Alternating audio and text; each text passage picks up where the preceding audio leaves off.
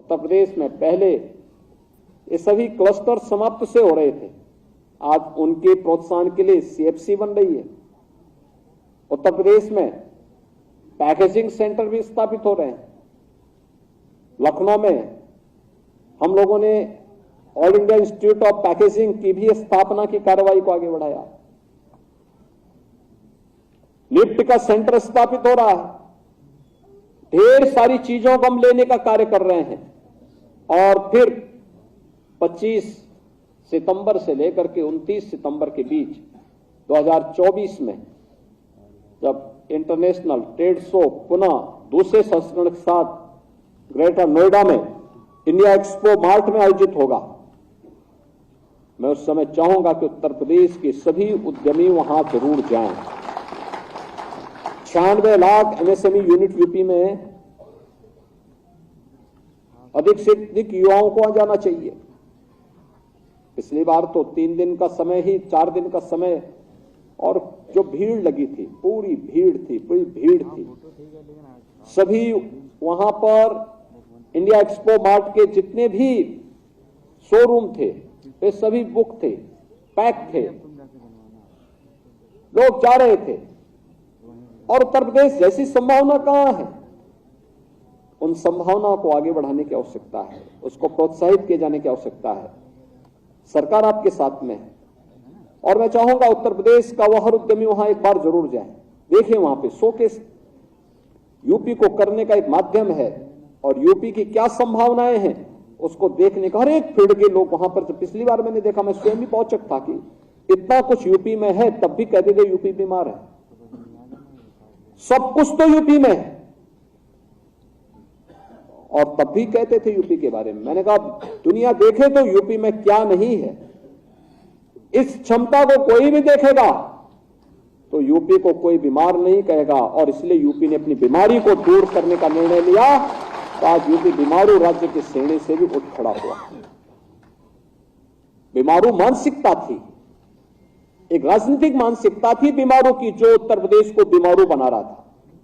जैसे इस बीमारू मानसिकता से हमने उत्तर प्रदेश को उभारा, आज उत्तर प्रदेश देश के अग्रणी अर्थव्यवस्था के रूप में स्थापित हो गया।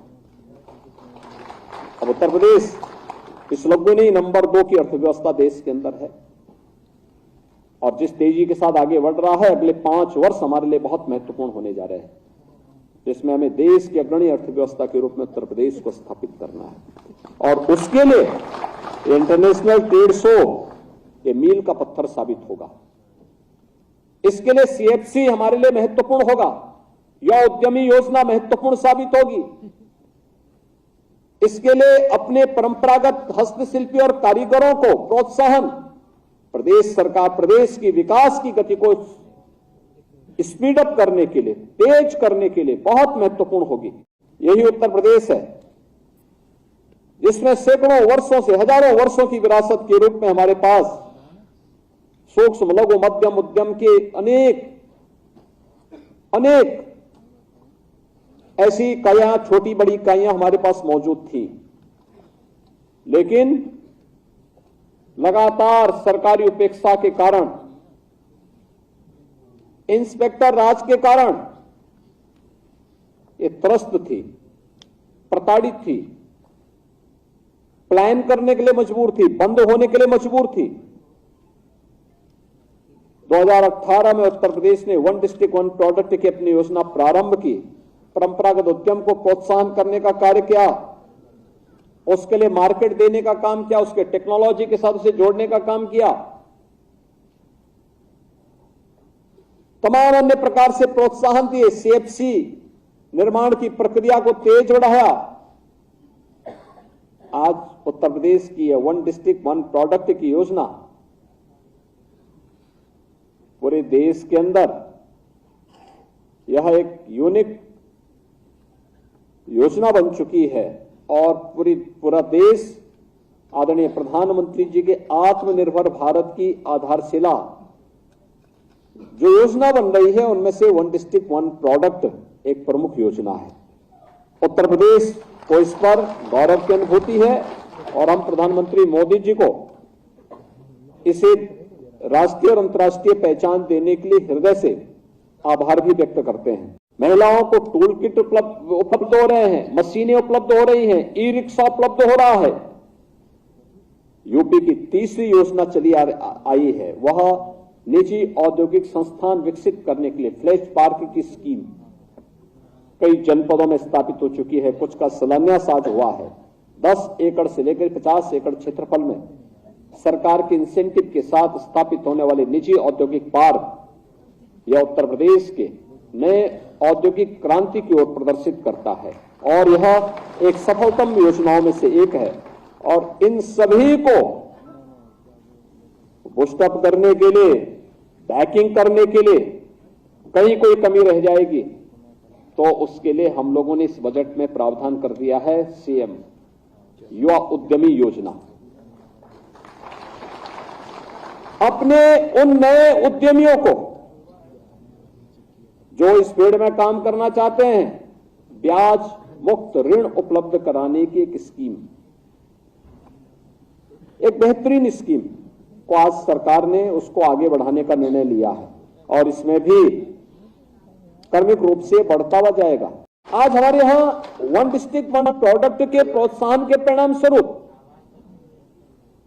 हमारा जो युवा उद्यमी है, जो पहले हताश और निराश था, आज उत्साहित है। मैं किसी भी जिले में जाता हूं, ओडीओपी की एग्जीबिशन देखता हूं और जब मैं वहां पे अपने उन उद्यमियों से बातचीत करता हूं तो उनके चेहरे खिले होते हैं। पहले जो बुझे हुए चेहरे थे, हताश था, निराश था, आज उनके चेहरे पर एक चमक दिखती है कि साहब हमारे लिए एक स्पेस है, हम भी आगे बढ़ सकते हैं।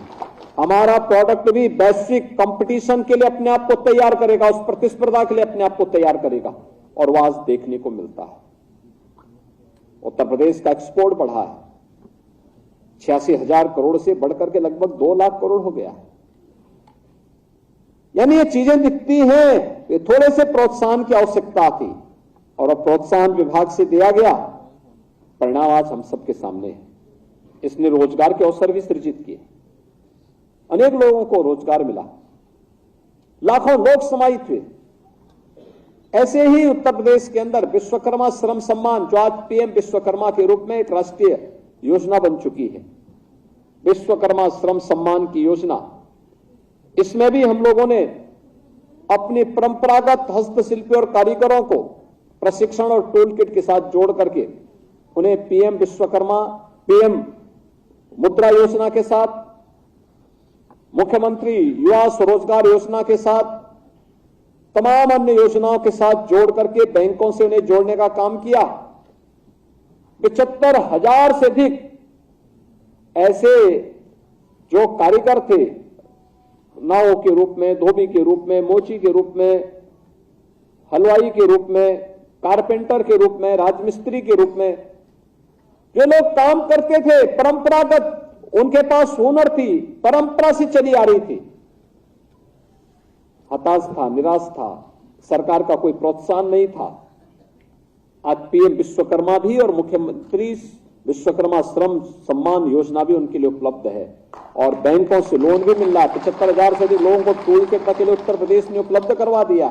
उत्तर प्रदेश व्यापक संभावनाओं वाला प्रदेश है। इन संभावनाओं के माध्यम से हम उत्तर प्रदेश के अंदर देश और दुनिया को अपनी ओर आकर्षित कर सकते हैं। अभी 19 फरवरी को आदरणीय प्रधानमंत्री जी उत्तर प्रदेश का चतुर्थ ग्राउंड ब्रेकिंग सेरेमनी का उद्घाटन करेंगे।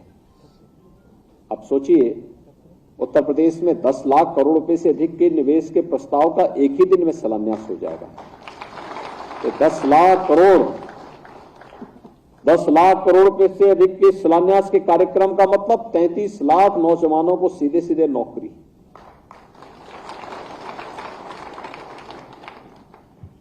यही तो उत्तर प्रदेश में 2017 के पहले नहीं था। आज युवाओं के लिए नौकरी भी है, रोजगार भी है और जहां ये उद्योग लगेगा तो वहां की सड़क स्वयं बनेगी, वहां पर बिजली भी जाएगी, पेयजल की व्यवस्था भी होगी। तो डेवलपमेंट तो उसके साथ ही अपने आप आता हुआ दिखाई देगा, जाता हुआ दिखाई देगा। नए रोजगार के सृजन भी होंगे, उद्योग लगेगा तो कोई ठेला लगाएगा, किसी की टैक्सी की सर्विस चलेगी, कोई अन्य व्यवस्था उसके साथ जुड़ेगा, किसी को वहां काम मिलेगा, आवासीय सुविधाओं की भी आवश्यकता पड़ेगी। तो उस मामले में भी लोगों को एक नया स्पेस प्राप्त होगा। तो डेवलपमेंट तो अपने साथ पूरी एक साइकिल लेकर के चलता है और उस साइकिल को आगे बढ़ाने के लिए ही सरकार के द्वारा इस प्रकार के कार्यक्रम किए जा रहे हैं।